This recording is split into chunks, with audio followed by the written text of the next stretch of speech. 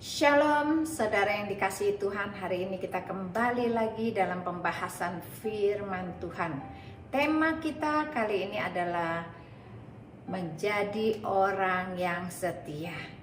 Ternyata untuk menjadi setia tuh nggak gampang ya. Tapi kita akan bahas lebih lanjut. Sebelum itu mari kita berdoa. Bapa, terima kasih untuk kasih-Mu yang terbesar dalam kehidupan kami. Berkat-Mu yang melimpah atas kami, kasih-Mu yang selalu setia kepada kami. Terima kasih, biarlah hari ini kami dicerahkan oleh firman Tuhan dan Kau pakai hamba-Mu untuk menyampaikannya. Biarlah nama Tuhan dipermuliakan dalam hidup kami semua. Dalam nama Yesus, kita semua yang siap diberkati Tuhan.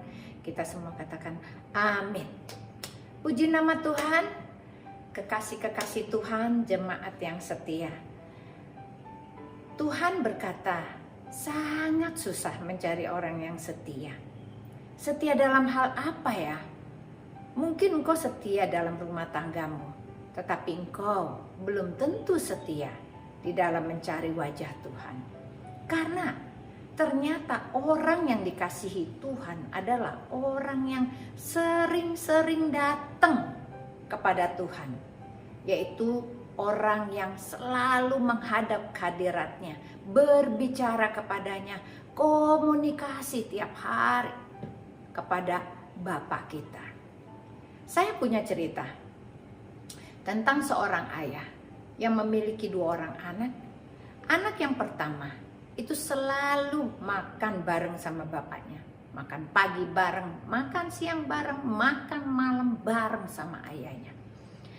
Dan pada saat dia makan pun dia berbincang-bincang dengan segala hal apapun juga.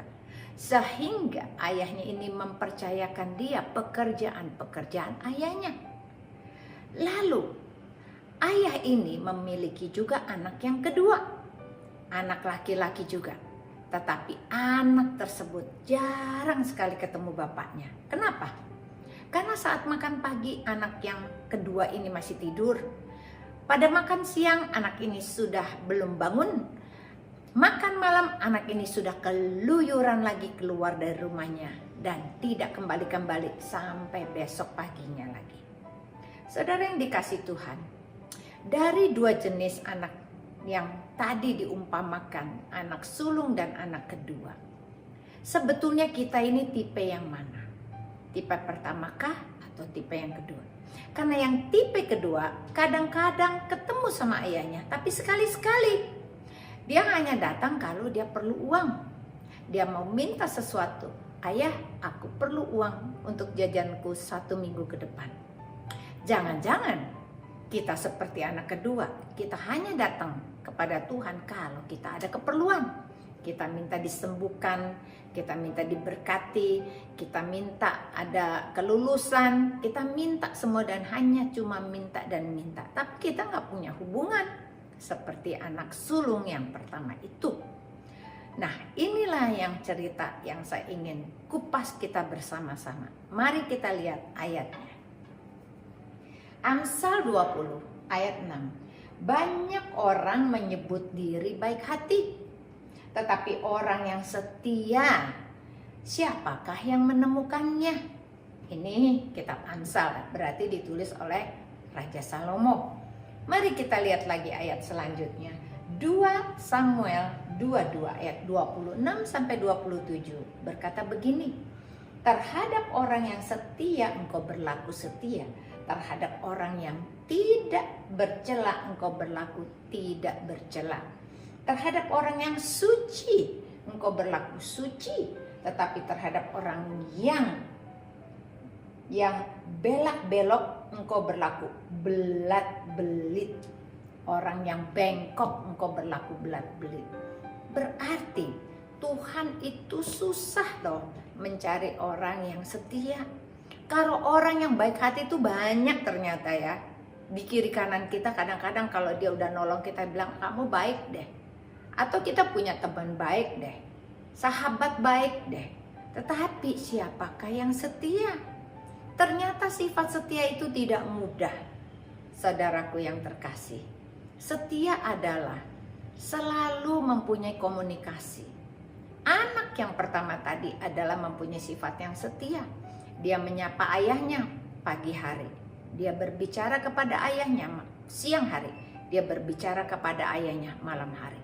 Demikianlah hubungan kita harusnya dengan Tuhan.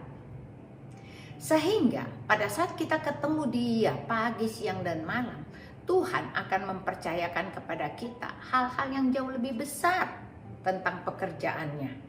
Mungkin Tuhan mau pakai engkau dan aku menjadi alatnya. Tapi bagaimana mungkin Tuhan bisa mempercayakan kepada kita kalau kita tidak punya komunikasi yang baik dengan Allah Bapa kita? Ini masalahnya. Kita harus bisa menjawab semuanya supaya kita bisa mengerti bagaimanakah menjadi orang yang setia. Mari kita lihat ayat selanjutnya. Hal yang pertama yang kita harus pahami, Tuhan itu setia. Ratapan 3 ayat 22 dan 23 mengatakan begini.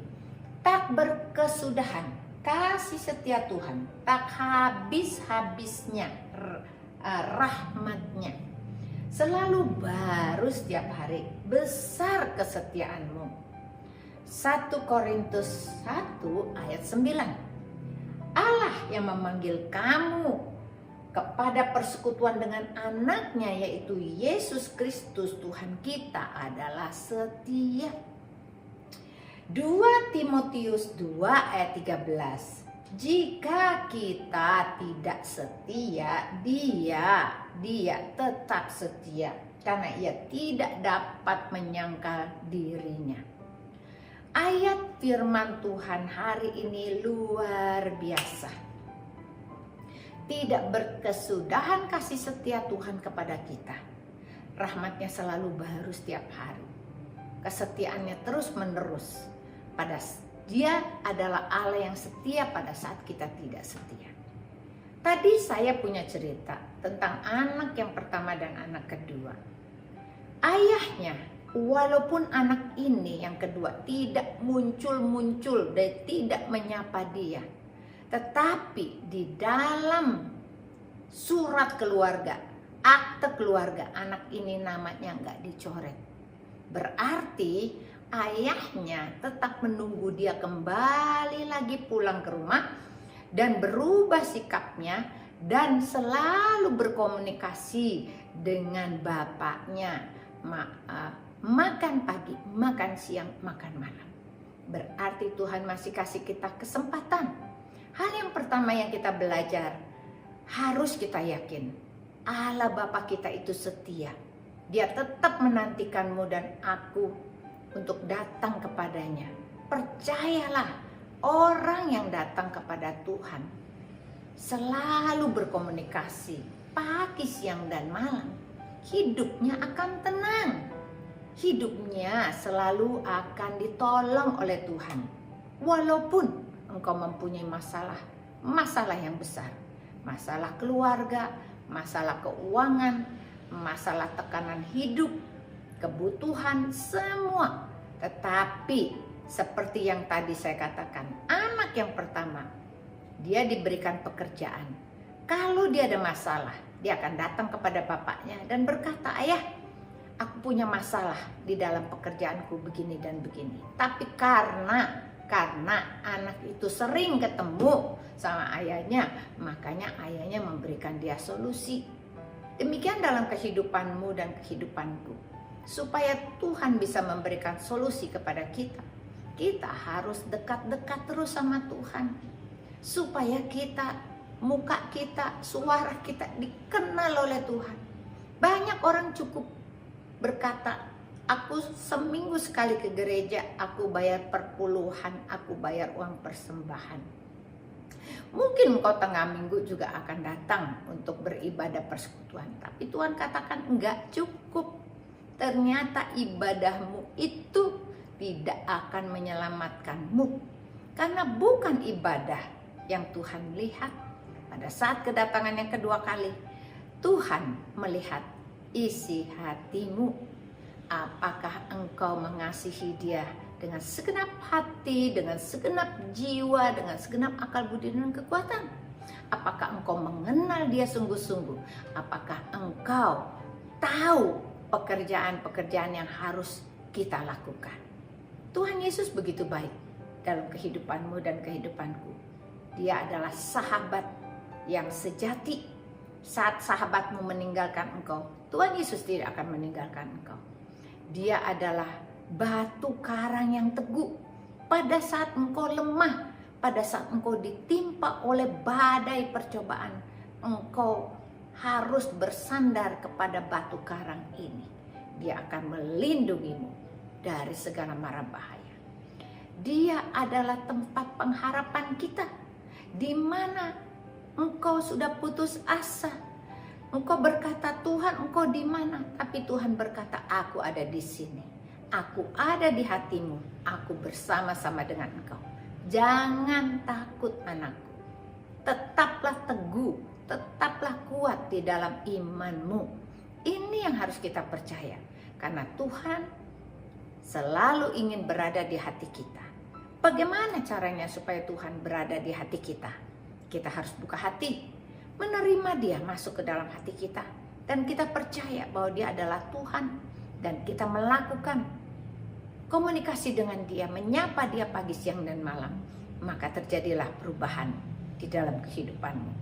Mari kita lihat hal yang kedua. Hal yang kedua adalah belajar takut akan Tuhan. Ulangan 17 ayat 19 berkata begini, itulah yang harus ada di sampingnya dan haruslah ia membacanya seumur hidupnya untuk belajar takut akan Tuhan Allahnya dengan berpegang pada segala isi hukum dan ketetapan ini untuk dilakukannya. Apa maksudnya? Berarti Tuhan punya hukum dan ketetapan. Orang yang setia akan melakukan taat pada hukum-hukum Tuhan, supaya itu diingat dan dibaca setiap hari. Apa yang kita baca? Alkitab. Jangan malas baca Alkitab, karena disitulah rahasia daripada semua jawaban-jawaban doamu. Kita lihat lagi Amsal 19 ayat 23.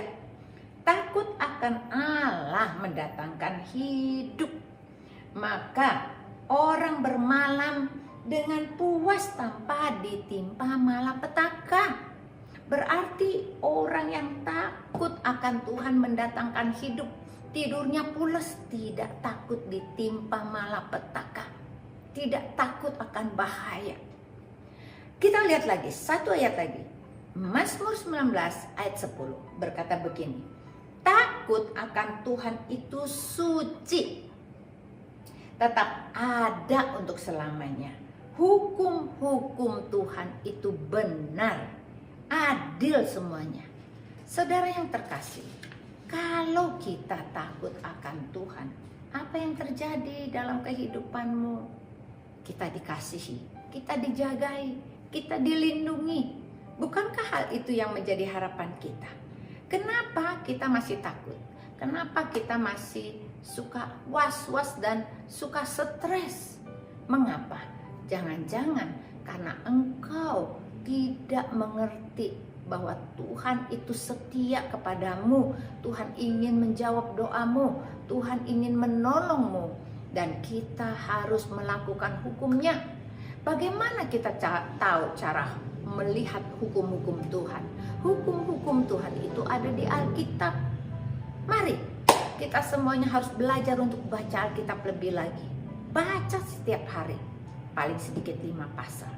Engkau mulai membaca dari kitab Mazmur, kitab Amsal, kitab Pengkhotbah, dan kau maju lagi ke perjanjian baru dari Matius sampai Wahyu. Engkau ulang lagi dari kitab Kejadian sampai Wahyu. Kalau engkau lakukan ini terus menerus tiap hari, apa yang terjadi? Engkau sudah melakukan yang namanya ketaatan pada hukum Tuhan. Tetapi engkau akan menerima bonus, yaitu apa? Pengetahuanmu bertambah. Pada saat engkau pengetahuanmu bertambah, engkau menjadi pintar. Engkau sudah lulus di SD, tingkat SD, sekolah Alkitab, SMP, SMA. Maka engkau semakin pintar. Iblis takut kepadamu. Jangan sia-siakan waktu kita. kita pegang hukum-hukumnya Tuhan, kita lakukan, kita baca setiap hari, maka iblis akan kabur. Dia lalu daripada kita. Kita tidak akan takut akan bahaya, kita tidak takut akan malapetaka, kita akan tidur dengan puas. Ini firman Tuhan tentang hal yang kedua. Dan hal yang ketiga adalah tentang siapakah orang yang menerima upah. Karena orang yang setia, orang yang melakukan hukum Tuhan, orang yang membaca Alkitab setiap hari, orang tersebut akan menerima upah. Apakah upahnya? Mari kita lihat ayatnya. Mazmur 19 ayat 12 berkata begini, lagi pula hambamu itu diperingatkan oleh semuanya itu, dan orang yang berpegang padanya mendapat upah yang besar. Engkau dan aku akan mendapat upah yang besar. Mari kita lihat lagi ayat selanjutnya. Wahyu 1 ayat 5 dan sampai dengan 6 berkata begini. Dan dari Yesus Kristus, saksi yang setia, yang pertama bangkit dari antara orang mati dan yang berkuasa atas raja-raja di bumi ini, bagi Dia yang mengasihi kita, yang telah menepaskan kita daripada dosa kita oleh darahnya. Berarti Yesus Kristus saksi yang setia bagimu dan bagiku. Dia sudah bangkit mati untuk kita. Dan yang telah membuat kita menjadi suatu kerajaan, menjadi imam-imam bagi Allah Bapaknya, dan bagi Dialah kemuliaan kuasa sampai selama-lamanya. Berarti engkau akan diangkat menjadi imam-imam Tuhan, imam-imam Tuhan di bumi, imam-imam Tuhan di surga, menjadi orang yang dipercaya. Siapakah imam? Pada saat zaman kitab Kejadian yang lama, imam adalah jabatan tertinggi dari segala umat. Imam, hanya imam yang boleh dekat ke dalam bait suci Allah, bait yang paling dalam. Di situ ada kemuliaan Tuhan, di situ ada kekudusan Tuhan. Enggak sembarangan orang untuk bisa jadi imam. Imam itu dipilih Tuhan. Imam itu adalah jabatan terhormat. Tuhan bilang, kalau engkau setia di dalam melakukan semuanya, engkau setia mencari wajah Tuhan, berkomunikasi dengan Tuhan, engkau setia dalam membaca firman Tuhan setiap hari, bahkan engkau merenungkannya siang dan malam, bahkan engkau melakukannya, bukan hanya membaca firman tapi menjadi pelaku-pelaku firman, maka upah yang besar sedang menantikanmu dan menantikanku. Kita akan diangkat menjadi imam Tuhan, dan kita juga akan dibangkitkan nanti pada saat kedatangan Tuhan yang kedua kali. Orang-orang mati yang akan dibangkitkan adalah orang-orang yang sudah ditebus oleh darah Yesus, adalah orang-orang yang sudah dianggap menjadi imam. Mereka adalah orang-orang kudus, imamat yang rajani, yang Tuhan pilih untuk masuk ke dalam kerajaannya.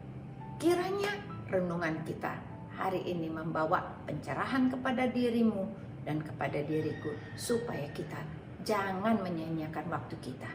Tuhan Yesus memberkati. Mari kita berdoa. Tuhan Yesus, terima kasih atas kasih-Mu. Terima kasih untuk pimpinan-Mu. Firman yang kami dengar hari ini tertabur di dalam hati kami, dan kami setia akan melakukannya bagi-Mu Tuhan. Jadikan kami orang-orang yang setia. Jadikan kami umat yang kudus. Jadikan kami menerima upah menjadi imam-imam Tuhan rajani. Terima kasih, berkati semua kekasih-kekasih Tuhan yang mendengarkan firman Tuhan ini. Tolong mereka, jamah hidup mereka, sehingga mereka diberi kekuatan baru. Di dalam nama Yesus, kita semua yang sudah diberkati Tuhan, kita semua yang percaya, kita katakan amin. Tuhan Yesus memberkati.